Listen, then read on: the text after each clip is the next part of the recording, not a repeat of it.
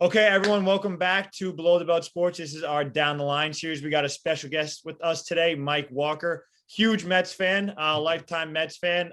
He did win the series this weekend. Mets take 2 out of 3. That's pretty much what we're going to cover. The entirety of this episode was the big Subway series. It was kind of a pivotal point for both teams. Both teams hovering around the 500 mark. Mets kind of falling into a bit of a skid after, they kind of were hanging out in first place for a long time. Nationals creeped up on it a little before the series. Yankees have just been in this kind of purgatory for a long time now. So this was a big Subway series for both teams. Yankees were fortunate to take one, but the Mets kind of, in my opinion, handedly took this series. Mets now 44-37, 4 games ahead of the Nationals, and the Yankees now 42-41, 10.5 games behind the Red Sox at first place. So, I mean, it's bad news for the Yankees, but I guess good news for the Mets. Mike, what were your takeaways from this series? Yeah, I mean, I think, I agree with everything that you said in the intro there. But I felt great about the series. And first of all, as a Met fan going into the series, I think I was in a better position than you guys as Yankee fans, where, I knew that if the Mets went in and they lost 2 out of 3, it'd be disappointing because of the rivalry, but it wouldn't be catastrophic because, the Mets have a little bit of a cushion in first place in the division. To go into Yankee Stadium and take 2 out of 3 is great because historically, I think I heard as of at one point in the weekend, I think the Yankees were 20 games over 500 against the Mets since they started in league play in 97. And I think it was 12 games over at Yankee Stadium. And yes, the Mets haven't had a ton of success there. So to go in and win 2 out of 3, have the first win be kind of a rout, and then the second one being an exciting come from behind win felt great. And for me, the biggest takeaway was it was just great to see the Mets bats come to life and just seeing them string together hits. Get a couple home runs. Good to see Alonso get some home runs, but for me, quote unquote, through May when the Mets, most of their regulars were hurt and their backups were hurt, and they were trying to win games with the likes of like Janesh Vargas and Khalil Lee and all these kind of real true minor league guys. To now have a legit lineup and to see the bats come to life felt really good. Because I feel like now in the second half of the year, the Mets have the potential to, be more of an offensive force. Because let's be honest, like the Mets, they're in first place, but they haven't really been a great offensive team. And so, very encouraging what I saw this weekend, definitely. Yeah. I think with the Mets this weekend, I think it's what I've been saying about the Yankees since the season started. It still hasn't happened for them, but I think it's happening for the Mets is the back of these guys' baseball cards are too good. Like when you see a Dom Smith come produce in this series, Pete Alonso hit the 2 home runs. Jeff McNeil's a guy who is too good of a hitter for this. Francisco Lindor still hasn't really found it. He's more of a second half player historically. Anyway, their lineup is too good to not hit. And I think that definitely happened this weekend, especially in the first 2 games. I agree with that. And it's funny that the baseball card comment you made there, like I've had similar conversations with Yankee fans where, just trying to tell some Yankee fans, don't freak out just yet. And I understand 10.5 out of first place. You're the Yankees. You don't want to be in that position. Like the division crown ship might have sailed for you guys. And I know nobody wants to really deal with the 1 game wild card because obviously it's 1 game. But as an outsider, meaning like I don't sit there and watch that many Yankee games. So yeah. I look at what you said, Nick, and I just say this team has Judge, there's Stanton. And then there's people like Glaber Torres, who I know Yankee fans are frustrated with. But these guys, would any of us be shocked if we get to the end of September and they've all had solid offensive seasons and the Yankees are sitting there in the wild card game? I mean, I wouldn't be shocked at all if that happens. But it is harder to see that when you're watching the team day in and day out and seeing those guys when they're looking their worst. And it's natural to wonder, like, all right, is this just a cold spell or are these guys not as good as they once were? That's what scares me a lot. I feel like with the Mets struggles, like there are specific players that are struggling right now that like there's been a track record of them being successful. Like Jeff McNeil, for example, Right. he is most likely, I mean, we kind of thought this with DJ too, but he is most likely going to start hitting again. You know, like Right. he's getting back around, like I think he's like around like that 235 mark right now. But like I would assume by the end of the season, you know, it's tough to work your way all back to the 300, but maybe he gets himself around like the 280 mark, give or take. Yeah. Like, you mentioned like Glaber Torres' struggles. Like this has been like a long time coming with him. Like it was last season, and now it's kind of transferred itself over into this season. Giancarlo Stanton, he's always been a very streaky hitter. Aaron Judge, better this year. I think he's been one of the Yankees' most consistent players, but we saw him in his rookie year. We saw him in other years where he just forgets how to hit. Gary Sanchez been great right now, but we know that at some point, probably a cold streak is on its way. And like, that's the thing. Like, then you have to rely on someone like Gio Urshela, who's a great talent, great defensive player, good hitter. But like when he's like leading your offense, that's not what this Yankees offense was supposed to be. He was supposed to be your 7-8 guy. And it's great when he performs because when all those other guys are probably hitting at a relatively elite level. But when he's got to be your 3-4 hitter, it becomes a problem. I feel like with the Mets, their offensive struggles are not as deep rooted as the Yankees are facing right now, because ideally Lindor, he's been a little less than what he was, I think, at his peak in terms of like OPS and like hitting like that year like 45 doubles or something like that. I think he's a little less than that, but you at some point expect him to, like, there hasn't been any real trend of him being, you know, not a good hitter. So I feel like he's probably going to come back. McNeil's probably going to come back.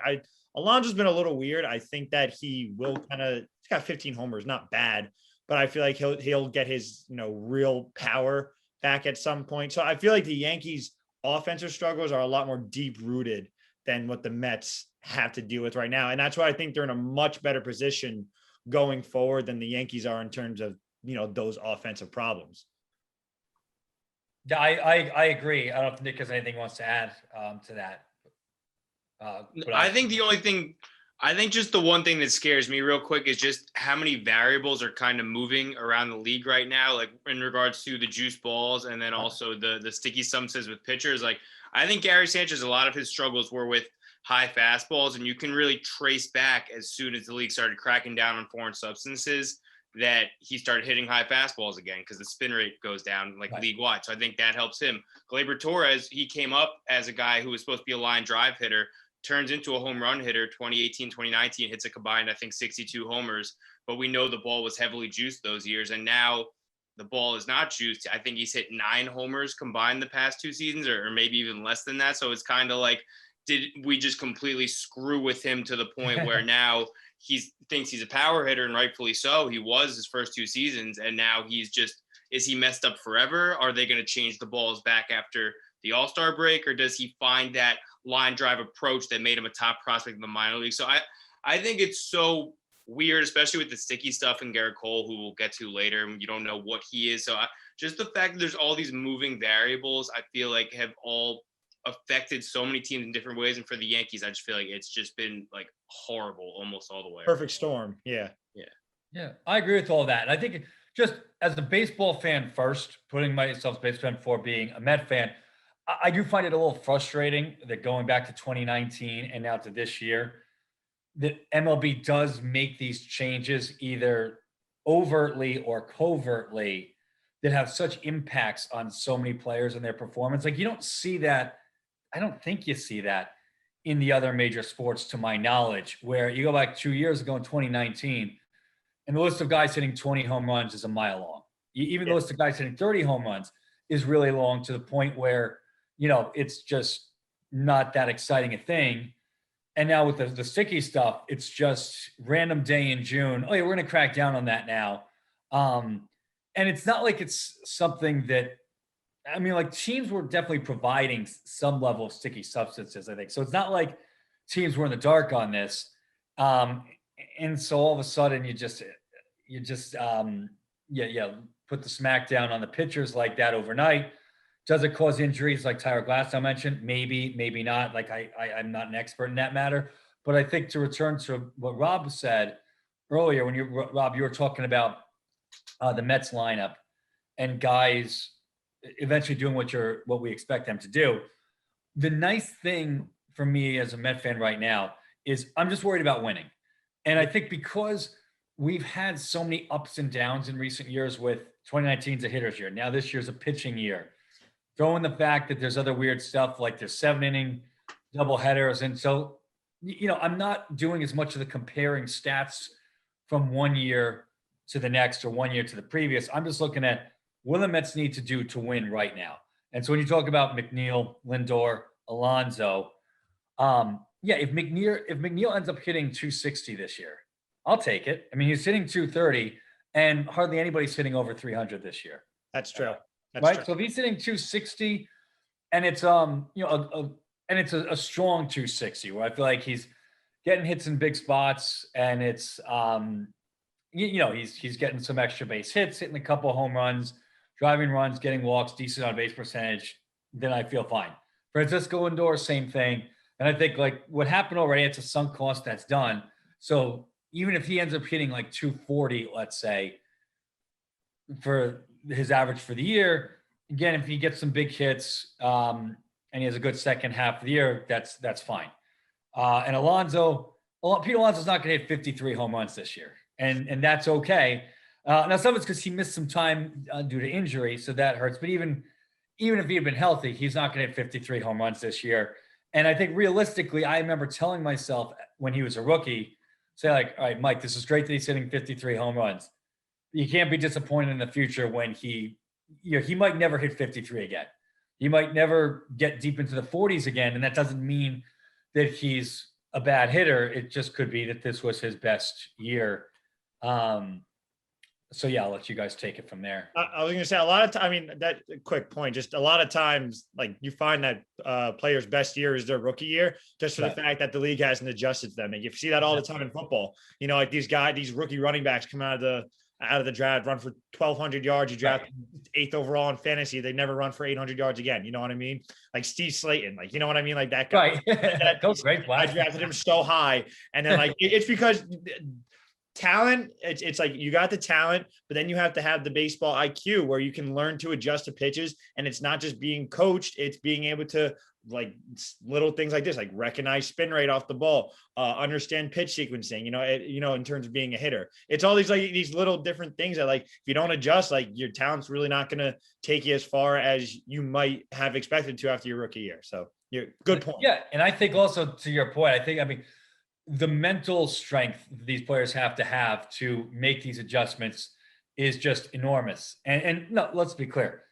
Every professional athlete has incredible mental strength. I mean, to get to they've obviously got the physical skills and the physical gifts, but to make it to this level, they have to handle some setbacks. But there are definitely guys who get to the major leagues and haven't had like a ton of adversity yet. Some of them, they might have come up through the ranks.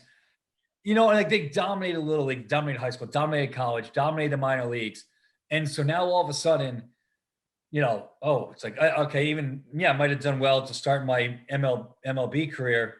Now it's my second year. It's my third year. The league is adjusted. The pitchers know how to pitch to me. I'm hitting 210. I'm not hitting the home runs like I was before.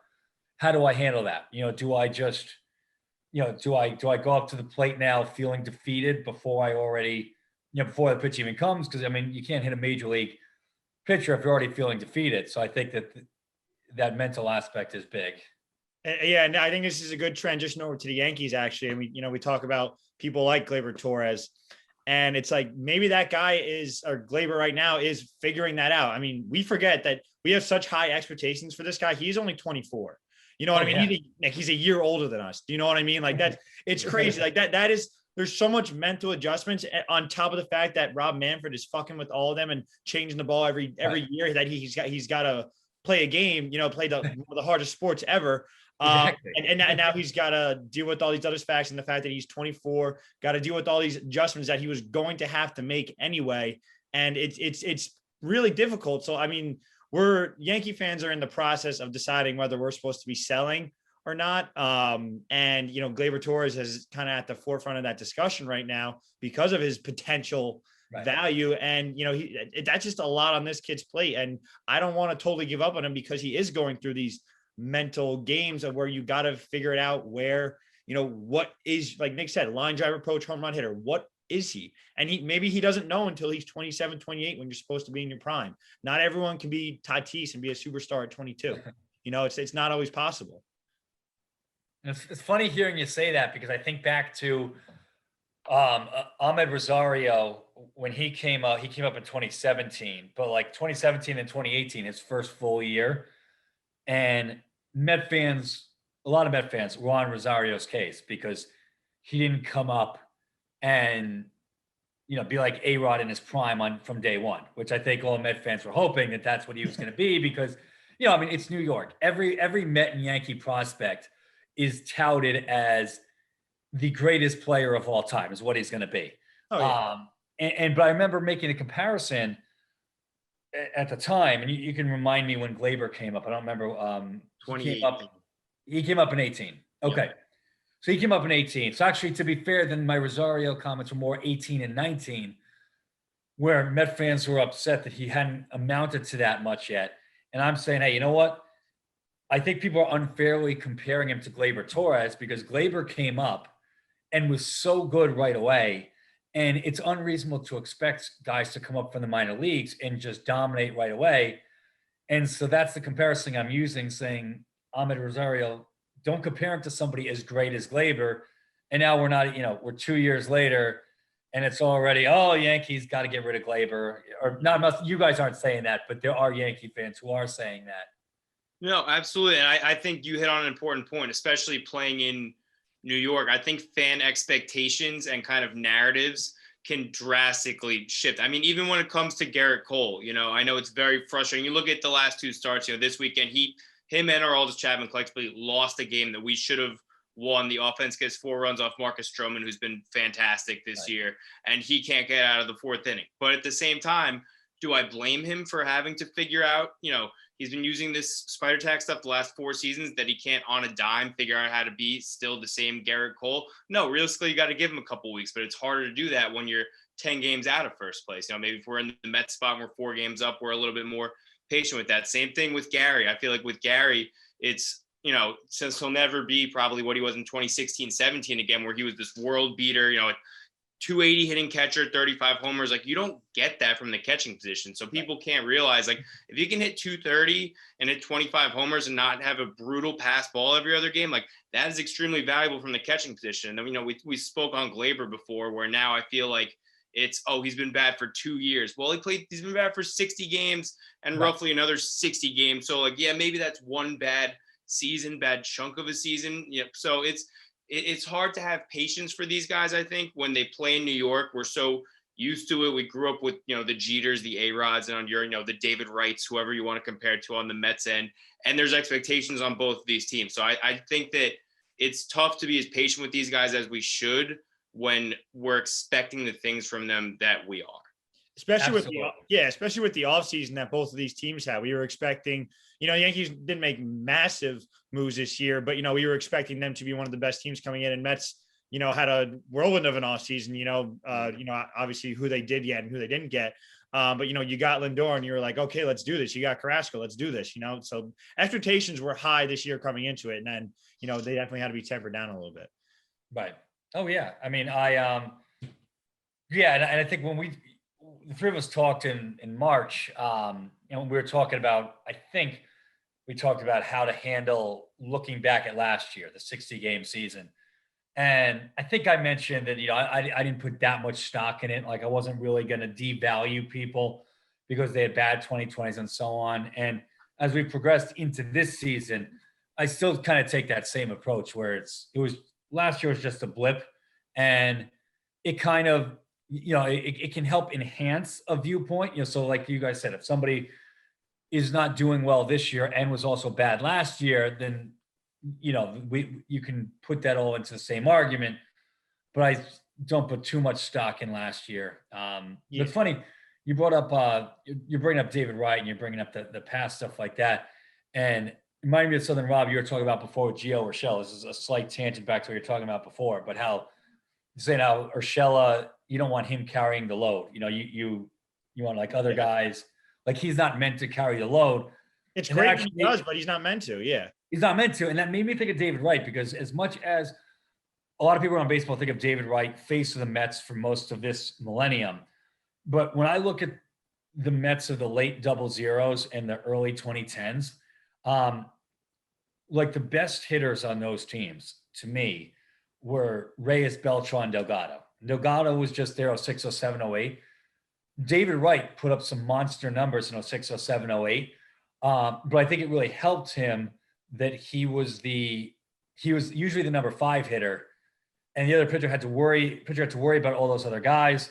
And then I think I saw in the early 2010s, once the Mets didn't re-sign Reyes, they traded Beltran. Delgado had already retired.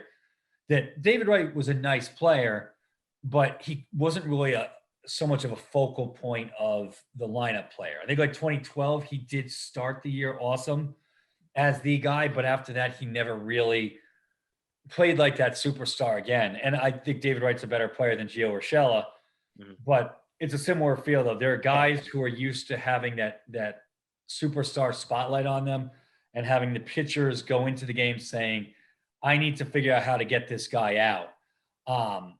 And that is your Judge, that is your Stanton. But once Urshela gets into that position, can he handle being the guy that the other pitchers have to worry about? Would the pitchers really focus on the most? I don't know. Some guys need protection in the lineup. It's that simple. Some guys need to be the guy who gets the grooves fastball or the hanging slider. And they can take advantage of that, and that's great. They can do that and hit 270, and it's awesome. They can hit for 20 home runs, but not when the rest of the lineup is not even coming close to their peak. Like that's when you kind of find the rest of the lineup is going to fall short too. Like Brett Gardner having a god awful season, although I think he's bad. Anyway, I don't think they should have signed him, but it's when the top guys are not performing well, the rest, it's gonna like a trickle down effect. It's gonna hurt the rest of the lineup. And that's where I think we're making the Met Yankee comparison. Or what I think the advantage the Mets have is that, they've got right now more balance in their lineup, and it's like I don't feel like there's any one guy in the lineup or any two guys who have to be hitting in order for the offense to succeed. Like if Lindor and Alonso are slumping for a couple of weeks, it's not a good thing.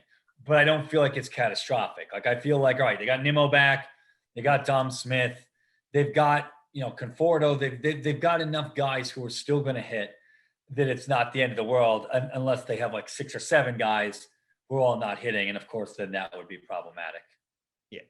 Yeah, the Yankees just all slump at once, like literally everyone at once. Besides Aaron Judge. Aaron Judge has been consistently good. Everyone else has had maybe a week.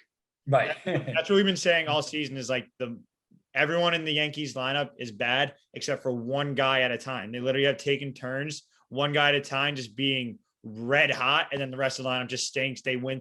That one guy wins them like 3 or 4 games, and they go back to being the normal guy. They wait for the next guy to get hot, and then between that little stretch, they just suck for a few games. And right now, I think we're waiting for someone to get red hot again because Gary has still been good. He hasn't been as red hot as he was, but that was nearly impossible to keep up.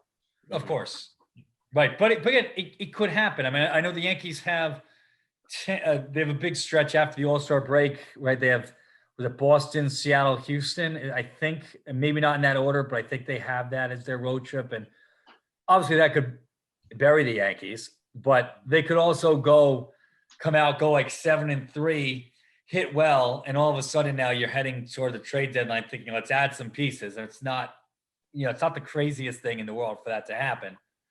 Yeah, 8 of their first 10 after the All-Star break are against the Red Sox. So one way or another, we're really going to know kind of what the fate of this team is. You go 8-2 and suddenly you're kind of back in the thick of it a little bit. You go 2-8 and you are 15 games out and the season is undebatably over. Oh, yeah. Now, how would you guys quantify it as far as where they have to be in, let's say, the wild card race and division race, if you want to throw it in there, you could do that too. But what would make the Yankees sellers at the deadline? What would make them buyers? And what would make you just say stand pat?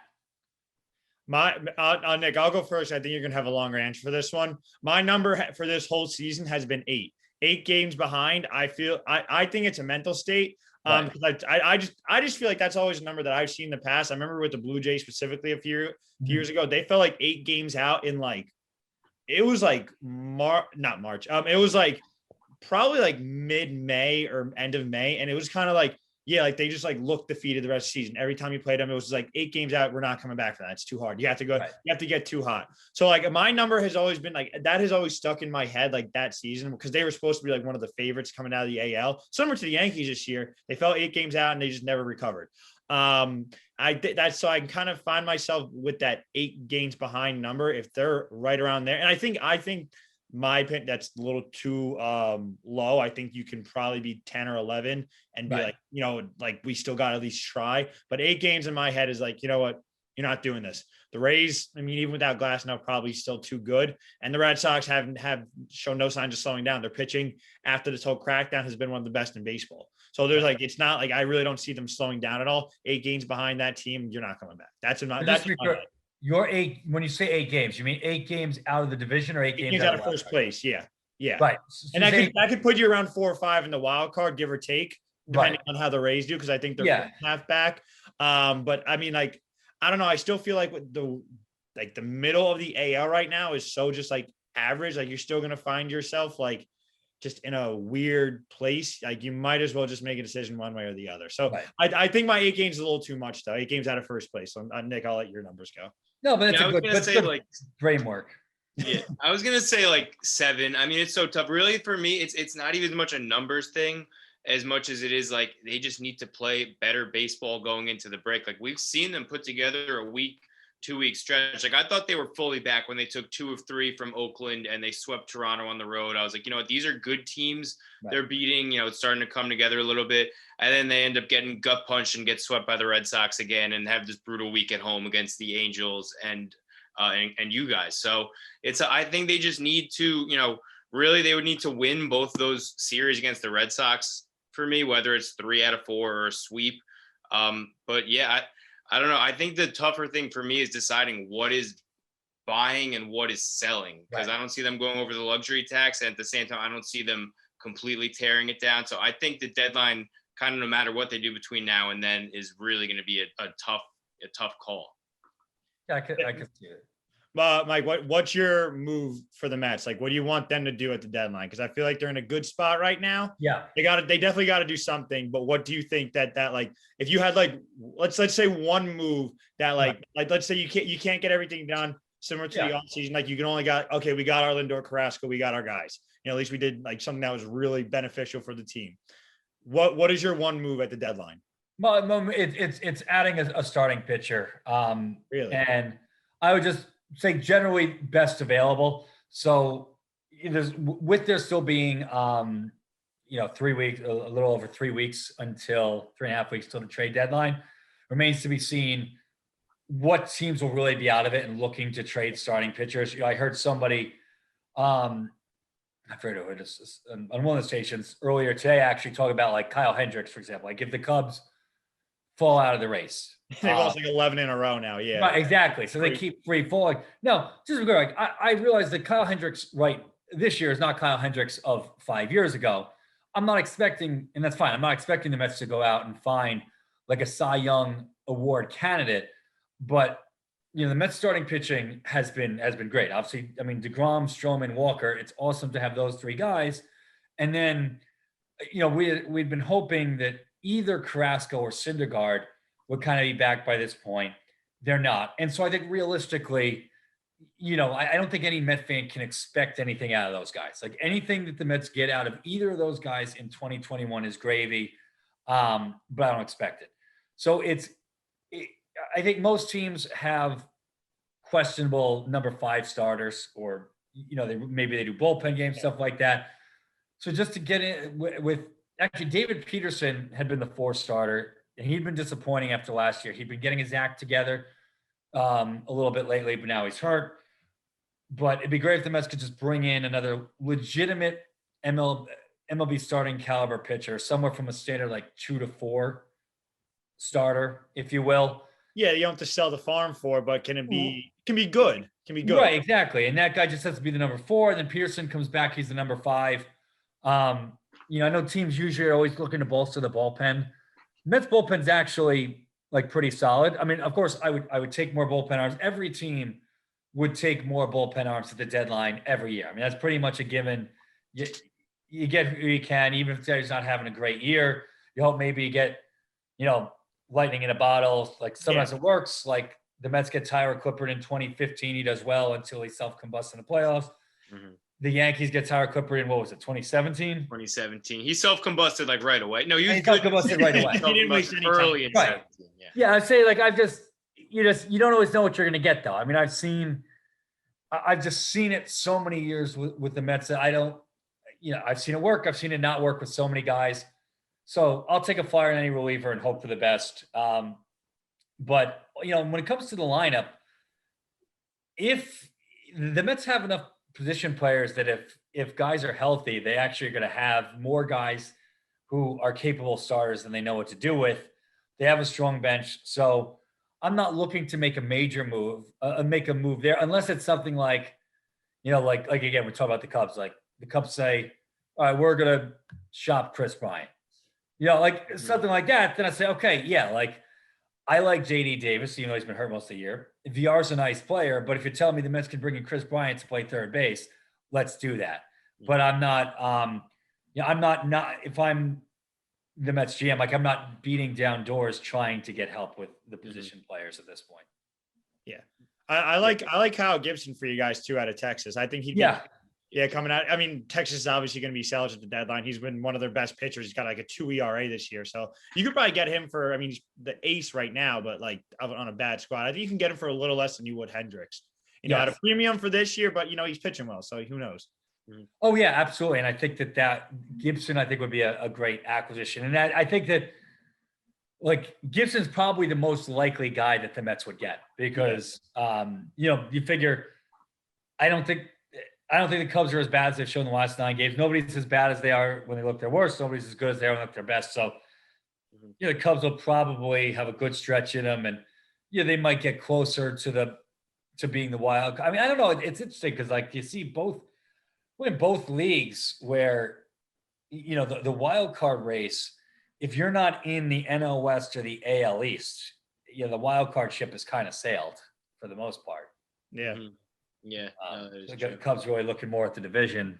Mm-hmm. But that's always another interesting thing I've thought about a lot this weekend, though, with the Mets and the Yankees is if you just switched their divisional standings, it'd be interesting to see how our perspectives would change because I think the Mets are 3 games better than the Yankees. So if the Mets are sitting in the AL East and they're whatever they are, then 7.5 games or 6.5, 7.5 games out of first. Or if the Yankees are now in the NL East, the Yankees will be in first place in the NL East with their record. I might be the one sitting here saying, well, DeGrom's having a legendary year, but the Mets have battled injuries and hopefully they get the wild card, but it might not be their year. And you guys might be more likely, you guys might be saying, well, the Yankees haven't hit well, but hey, they're in first place and primed for a second half run. I don't know. Right. No, I agree with you. I think the only difference is, and correct me if I'm wrong, I think this is year 1 kind of almost for Mets fans, where this is year 1 under Cohen. It's the first time in, since the late 2010s or late 2000s, that those teams you mentioned, that ownership really spent and went out and tried to improve the team. So I think you're saying, all right, maybe not this year, but, Steve will go out and sign, XYZ in the offseason, we'll be back. Whereas for us, regardless, this is year 5 of this core now. It was 4 years ago, they were a game away from the World Series and they haven't been that far since. So 100% standings, you're always going to feel better if you're in first place than if you were, 5, 6, 7 games back of first place. But I think in general, this year, there was so much more on the line for Yankee fans than there were Mets fans, even though both teams came in with, high expectations of winning, the division and possibly more.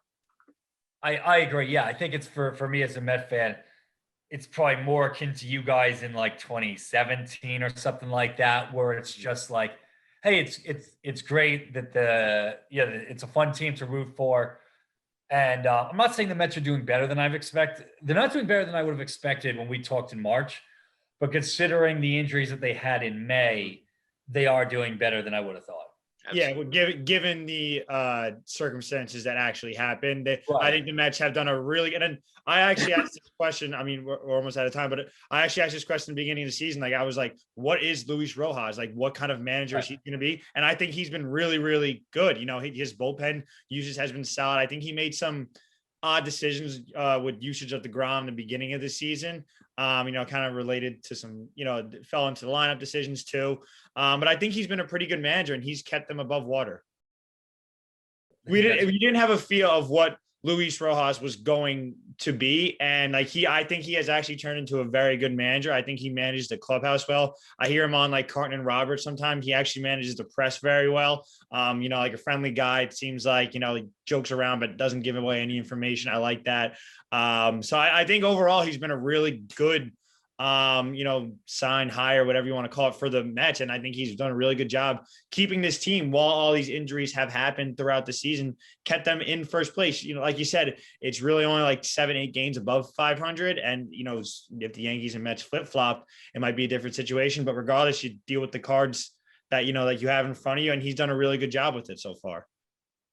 Oh yeah. I mean, I think, I look at kind of my thought with modern managers is that I feel like there is not a huge difference between the best managers and the worst in 2021 baseball, just because, GMs have such a say in what managers do, and everything's so analytically driven. So I think that, my thought is that over 162 games, I think that a manager maybe will affect a team's record by, let's say, 5 or 6 games. I don't think that much more. Whereas I think generation ago, somebody like Bobby Valentine with the Mets, not Red Sox Valentine, but Mets Valentine was great. And he really did a lot of moves to really maximize weaker lineups and so on. So I think there was a time where a good manager could maybe make like a 10-game difference positively, and a bad manager 10 games negative. But to your points about Rojas, I think that in modern MLB, I think that the managing the press and the managing the egos of the players are really the biggest thing. Yeah. Just because, like you had actually mentioned DeGrom before, also with the decision with DeGrom, and I'm sometimes frustrated when they take DeGrom out early, stuff like that. But that's not really a Rojas criticism. I don't believe that Rojas is ever unilaterally making decisions on when to take DeGrom out. I think DeGrom is always in on it. Like, I think that DeGrom has a say. I think that. And I think that somebody higher up, in one way or another, is in on those discussions also. And I just look like every manager will make pitching changes that I disagree with. It's inevitable. Mm-hmm. You know what I mean? Like, that's because the pitcher gets bad at some point. Yeah. Right. I always use that as a baseline where I say, like, I'm mad about this decision, but with a different manager, what's the likelihood that the same decision gets made? And it's usually like 60-40 either way. Like, it's not usually an egregiously bad decision. It's just like, oh, I would have left the pitcher in, or usually with me, it's I would have left the guy in longer, not taking him out sooner. That's just my way. Mm-hmm. But I agree with you about the press thing. Just stuff like little things, like a couple of days ago, a reporter asked Rojas, like, are you glad the Mets didn't sign Trevor Bauer? And, just good job not taking the bait, not walking into a trap where you could get in trouble, and just saying, and his answer was, I'm really glad we signed Taijuan Walker. And perfect answer. And it might seem so basic and easy to say, but I don't know. I feel like it would have been easy to walk into the trap, and then it's kind of a damned if you do, damned if you don't thing once you start talking about Trevor Bauer. And so, he never gets himself in trouble for what he says. And the players seem to like him. And, and for really, best thing I could say about him is, for the most part, I don't think about him. Like, I don't think about the manager, and that's usually a good place to be. Oh yeah, Nick, how often we get frustrated about Boone? Literally every single game. And I think, and I agree with you, Mr. Walker. I think, especially in modern age baseball, a lot of decisions aren't coming from the manager necessarily. Like, I see Yankee fans, like, when it's like, oh, Aaron Judge needs a rest day tonight. And they're like, oh, Boone, why would you doing this? Right. I'm sure Aaron Boone wants to put Aaron Judge's name on the lineup card 162 times. I would agree. Like, he's not trying to sit him. That's like organization saying, hey, he's played 13 games in a row. Let's sit him. Where I get mad at Aaron Boone is not putting his own guys in the right position to succeed. Like, it's easy to say in retrospect because it takes Aroldis Chapman one batter to blow the save on Saturday in the first game of the Mets series. But at the same time, it's like, a little bit of common sense. Chad Green just threw 2 pitches. He's been our best reliever this year, either him or Jonathan Loaizaga. You've trusted him for years. And Chapman, the last time we saw him on a mound, he blew a 4-run lead on Wednesday night against the Angels. Like this guy, and he's been getting teed off on for months. It wasn't like a one-time thing. He blew the Twins game. He's had a couple other close calls. So it's just like, just get this win, and then we'll figure out game 2. We'll figure out game 2. Like I had people coming back to me today saying, "Oh, well, Chad threw 3 innings in game 2." It's like game 2, you're facing Corey Oswalt. Like you should be trying to put up enough runs where it doesn't matter who's throwing your 5th, 6th, 7th innings. Like get the first win while you can, especially the way the Yankees are going. So for Boone to not only make that move and say straight up, "Yeah, I wanted to save Chad for game 2." Like, it's just, you can't be making those kinds of managerial mistakes in year 4 for me. I agree. And I think you guys have probably heard me say this many times over the years, where I just am a big proponent of once a guy is shown that he's pitching well, leave him in, because it's just, and this is a Michael K point that I always agree with, that the more pitchers you go to, the more likely it is that somebody's not going to have it. And that includes your closer.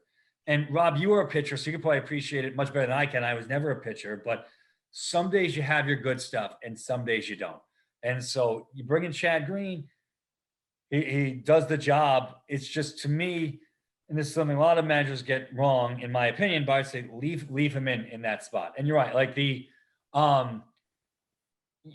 don't know how the second game would play out without Chad Green available. But without Chad Green available, the Yankees still have that lead. And now maybe they piece it together differently. Who knows how it goes differently. But the fact, just because Chad Green worked well for 3 innings in the later game doesn't mean that it was the right decision in the first game. Yeah, and who's to say some other reliever can't step up and play a good role in the next game? You know what I mean? That's how you figured out that Johnny Loizaga is a really good pitcher, because you let him step up in certain situations. If Chad Green, you use Chad Green, you get that win, maybe someone else steps up in the next game and shows you something. Now you got a good next reliever for, the rest of the season, someone who's now can prove that they can do well in a big spot that maybe hasn't gotten a chance to do that, if you even need that, because Corey Oswalt's throwing that game, Like that's what I'm all in on you in terms of leaving the guy in. You know what you're going to get in this moment. Stop worrying about later. It's like the whole playoff adage, like, you can't get to game 7 before you win game 6. That thing. This is obviously not as big as that. It's not as detrimental as game 7 of a playoff series. It's not like that. But like, it's that same principle. It's like, you don't know what you're going to need next game. Figure it out. You look what's in front of you right now. I think that's where I don't like the analytics part of baseball, because I think you kind of lose sight of what is right in front of you, and that's why it's great having all those numbers available, but you're not looking at the play, and you're not looking at what situations are literally slapping you in the face. Throw Chad Green, please. Well, I think we've talked about this before too, where analytics are great, but these guys aren't robots, and you have to realize that a guy's career stats or even his current year stats are not automatically indicative of what he has today. Yeah. Mm-hmm. Again, we've played on teams, you've known, sure, plenty of games where there's a great hitter on your team, maybe in Ramsey, but you saw him, well, you didn't necessarily have batting practice, but you could tell, like, he's off today. He's in a bad mood. He had a fight with his girlfriend, all those types of things where it's just, you don't feel like it's his day, and that stuff does matter. And it's funny, you were talking about, you said, it's not the playoffs right now. It's not, but I did think of Sunday as playoff-esque because, even though, like, it's kind of cliche to say that the Subway Series has lost its luster a bit. I feel like we've been saying that every year since the first year of the Subway Series, yet every year I'm pumped for it. And I feel like Mets and Yankees, like, we all look forward to those games. It means something to win those games. And there are also people who thought that Boone might have been managing for his job on Sunday. So even if it wasn't a playoff team game for the Yankees, if there's any truth to that premise, then Boone should have definitely felt like it was a day of playoff games. Yeah, and not to use, this is the most overused phrase on Yankees Twitter, that if George were alive, because people like to ignore what happened in the 80s when George was very much alive and very much in control. But the 4th of July, playing the Mets at the stadium, that should mean a little something, especially you get embarrassed 8-3 the day before. Every game, it's not the playoffs, but every game honestly counts for the Yankees at this point. They really need to stack as many W's as they can. It's the boss's birthday. I know he passed 10 years ago. Right. It should mean a little something. You guys. It should have. Yeah, and I think that there is I think that symbology and that big moment stuff is good for baseball because 162 games over 6 months, it can be monotonous. And so you want to have some of those big signature wins. And it's like, I look back at like the 99 Mets, and you guys are a little too young for this, but it was the Yankees coming off the incredible 98 season, one of the best seasons of all time, having won 2 out of the past 3 world championships. And Mets have a thrilling walk-off win at Shea against Mariano Rivera. Matt Franco gets a 2-run single with 2 outs in the bottom of the ninth. And like, that's something when I think about that 99 Mets season and I think about their playoff run, they're exciting. They win the wild card tiebreaker. They win the division series dramatic fashion, come back from down 3 against the Braves to force game 6 and lose dramatically in game 6. But nevertheless, I look fondly upon that season. And when I think of that regular season, it's that win against Mariano that always sticks out. It didn't feel like 1 out of 162 games. Like, that felt like more than that. And so could the Mets have, still ended up going on their playoff run if they hadn't won that game? They would have had to win one more game because they finished tied for the wild card. But yeah, sure, they could have. But you need some of those big moment wins to kind of give you a little bit of that boost. These guys aren't completely robotic. Yeah, and Mr. I feel like I kind of lean a lot more towards like the existential like theories of baseball, and I think that it's like wins like that. It's how the Yankees had the thumbs down thing, and what was that, 2017, Nick, right? I think that was 2017. Yeah. 2017. It's those existential things of baseball where a team feels like they have an identity. They feel like that we're like, okay, we are this type of team. The 2018 Yankees, they were a team riddled with injuries. They had that next man up. Every guy who felt like, okay, great, this is my turn today. This team has been, everyone else has been next man up. I got to be next man up too. I feel like that's where the Mets kind of, this year, I feel like they have an identity because they have all those injuries. They feel like, hey, we just got to find a way to win. The Yankees right now, they don't have their identity. And like, I know it's so existential. It's so like, oh, shut up. Like, it's not real. Like, look at the numbers. Like they're doing this wrong. They're slugging all this. But like, where is like that, that momentum? Where is that coming from? And I think that comes from maybe having injuries or having big walk-off wins, little things like that. And that's why I hate when Boone punts the games and they lose things like that, because you lose all momentum that you could have potentially had. Yeah, I agree with all that. I think that there's like we said, there's a balance between all the analytics, which are great. Like, there's a lot of stuff that, there are times where I'll watch some retro games, from like 86 Mets or something like that, and think, oh, that was a bad decision. Like it's just so basic nowadays not to do that. But the pendulum has definitely swung further away from, a little too far in that other direction. 100%. I think about like the 2011, I know we're talking more about Mets and Yankees here, but think about a team like the 2011 Cardinals with probably the most mathematically improbable world championship of all time. Like, we're just looking at, the fact that they, that was one of the most incredible nights that I ever saw in baseball. Was the last night of the regular season, because you had the Red Sox with the incredible comeback Orioles' incredible win against the Orioles against the Red Sox. Sorry. Yep. Rays coming back down 7-0 against the Yankees. Yep. So the Rays could catapult the Red Sox into the wild card. And then same thing in the National League, where the Cardinals needed a miracle. I think it was a miraculous Brave loss, something like that. But anyway, get to the World Series. I mean, they're down 2, bottom of the ninth, game 6, down to their last out.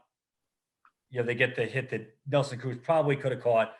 But then they're down 2 again in the next inning. And they're stringing together these hits, and it's just like something's going on here. It's, You need the magic, You got the magic, right? Where it's that stupid existential thing. It's like the angels in the outfield aspect of baseball. But I firmly believe that matters, and especially like you said, over the course of a regular season, you need something that makes you feel like you're a team. And I feel like hopefully, I know Aaron Judge called a players meeting the other day, Nick, but I feel like, maybe that kind of sparks something. Maybe give it a week. Hopefully things start to pick back up. But, I feel like that they're missing that angels in the outfield aspect, if you want to, if you will, It is, and what I was going with to tie a bone with the angels in the outfield is it's really the Angel idea is just when the Cardinals got that second inning, the 10th inning now, guys are thinking, all right, let me get a hit. Like, I know that we're one out away from losing the World Series, but, we win these games. Like, we just did it last inning. We're going to do it again. And that's a type of thing where, I think sometimes you need that. These great players need that little oomph when your backs are completely against the wall to feel like, no, we win these games. And it's Yankees right. I found that, and it was 2019, the Savages year. The Savages 2019 was and I think that this was actually my blog. It's funny you brought this up, Rob. I blogged it last week that the Yankees just have no mojo, and like you kind of feel weird writing it because there's almost nothing you can point to, but it's like 2017, that team had a lot of great comeback wins early against the Orioles. Gardner hit a big home run in Chicago, and then they became kind of the thumbs down Yankees, and they were just playing without expectation. Also, that was a young team. 2018, they had a great stretch early on, and then that season died 2 deaths, Judge breaking his wrist, and then the 4-game sweep at Fenway. And then 2019 was, I think, a lot of what the Mets already have been through this year with next man up. I said this, as hard hit as the Yankees were with injuries that whole season, I don't think they ever had a month as bad as the Mets just had in May. So regardless, you can say, the Nationals are getting this high, Carrasco and Syndergaard have had setbacks. I would feel great as a Mets fan just because I think mentally those guys can say, if we got through May, why can't we get through, anything else now at this point with these guys back? And I think the Yankees haven't had that this year. It's like there's a couple moments like game-winning triple play. They've had I think like 6 walk-offs. Kluber threw a no-hitter, and then every step forward is just 2 steps back after. I think it goes back to what Rob said about them not believing in momentum and going for the sweep. They kind of play the long game, like it's like Kawhi Leonard in an NBA season, which I think you can't. And again, we're not saying throw Garrett Cole 120 pitches on April 20th or play. Aaron Judge needs rest days. Like I'm cool with that, but at the same time, it's like there's just never any urgency to the point where now they've created urgency because of how far back they are. So I think it's tough to quantify, and it's really my one big gripe with analytics is it kind of downplays a little bit of the mental aspect of the game and momentum, like doesn't really believe in clutch or momentum or mojo or any of that stuff. So it's just, for me, that's a big failure on Aaron Boone, and it's why I'm a lot less optimistic about the season than I was coming into it. I agree with all that, Nick. I think you make excellent points there because you're right. Like when you think about those big wins that you think about in the past, they feel big, regular season wins, because of what comes afterward, right? It's like those triple play wins. I mean, it's incredible. The Yankees have 3 triple plays, and kudos to the Yankees for that. That's a cool thing to do, But like think about like the Wilmer Flores walk-off home run for the Mets, which is one of the best moments in modern Mets history, if you will, like the Citi Field era. And that was the day that they got Cespedes. He didn't arrive in time for that game, but the Mets were 52-50, and they win this game on this Wilmer Flores walk-off home run. Now it's against the Nationals, pulls the Mets within 2 of the Nationals. If the Mets go out and they lose the next 2 games to the Nationals, and now the Mets are back to 4 behind the Nationals, and there's a chance that home run kind of gets lost to history a little bit more. And it's just, like that was a cool moment. Wilmer thought he got traded the 2 days before, and then he hits this walk-off home run. But because he hits that home run, they win the next 2 games. They're tied for first place, and now all of a sudden, like you guys talk about this identity, and that was really like, I wouldn't say a next man up type thing, but Terry Collins actually did a great job of, the Mets had more regulars than they knew what to do with. And so it was just, right, you guys are sitting today, and whoever was in the lineup did well. And it was just this 6-week run where it felt like they couldn't lose. Like if the Mets had gone out that next day after that Wilmer Flores home run, I mean, Terry Collins could have said, all right, that was a 12-inning game. So you know what?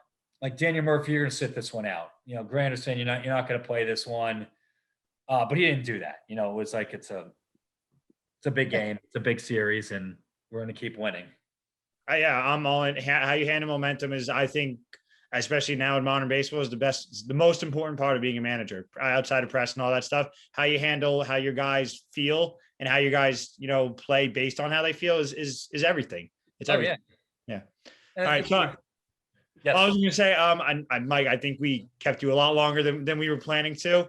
I mean, this was incredible having you on. Hopefully we can have you on again in a few weeks when the deadline comes up, based on, what maybe the Yankees are sellers, maybe they're buyers. Hopefully the Mets are buyers. And, they get some, like you said, some good starting pitching. Maybe they get a bat. So, I mean, we're definitely looking forward to that. So thank you again for coming on. This was awesome. Oh, it's always a pleasure being on. I keep you. You guys know I'm not short-winded, so it's really me keeping you guys on. But I appreciate. It's always awesome you guys having me on. It means a lot. It's a lot of fun to talk about this. So, good luck to your Yankees getting back on track, and hopefully the Mets can carry the momentum from the 2 out of 3 in their win last night. They got rained out tonight, but a lot of season left. I just hope by the next Subway Series 9/11 weekend that both teams still have a lot to play for. I'm confident the Mets will. The Yankees will see. We will see. Yes. So, all right. Thanks so much. Good luck to you, gentlemen. What? Walker. Yep.